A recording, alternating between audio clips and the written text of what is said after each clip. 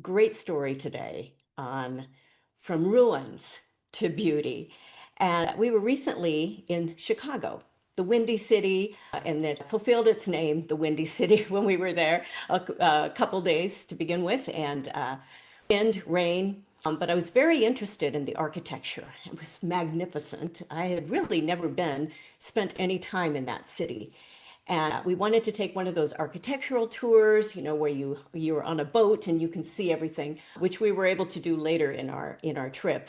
But I was amazed to learn all about the huge Chicago fire that happened in 1871. It was absolutely devastating. Displaced 100,000 people. So many people died for miles. It just was complete ruin. The fire wreaked havoc because there were so many buildings and homes made of just wood. A lot of times that was scrap wood, and it just, fire creates its own wind, its own weather. It just burned through everything. Devastating, devastating. And what they did with that ended up being this absolute beautiful coast line of architectural buildings. I could have spent probably a good month there just studying some of those buildings that come right up to the river. If you've not been on one of those river walks or walked along that, it's really spectacular.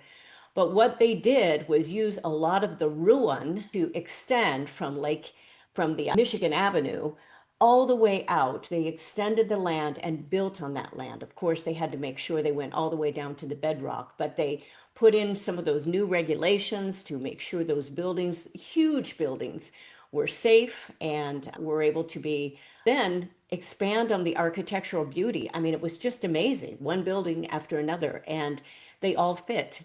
It was absolutely spectacular. If you've not been there, it's worth visiting. But it really showed how beauty can come out of just absolute devastation and out of ruins. And right now I'm writing a book all about that in Move Beyond and from brokenness to beauty, from brokenness to purpose.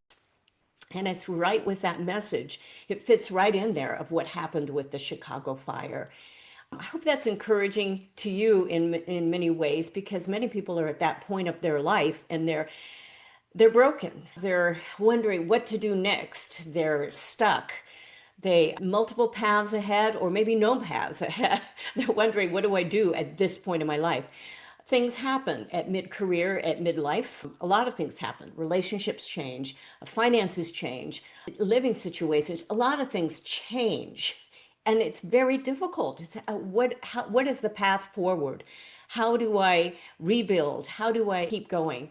And realize that there are paths to do that. Sometimes you have to be a bit creative to do that, but there are paths forward.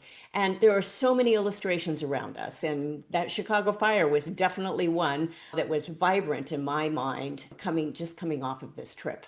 So hopefully that's encouraging to you today as you listen to this, and that you are able to step forward with your life. Make sure that you connect with me if you're listening to this on YouTube, this live stream on YouTube. Make sure you subscribe. Make sure you get our weekly updates and our newsletters. We don't spam you, but we send out the updates of all of our live streams and all of our podcasts, our Power of After show.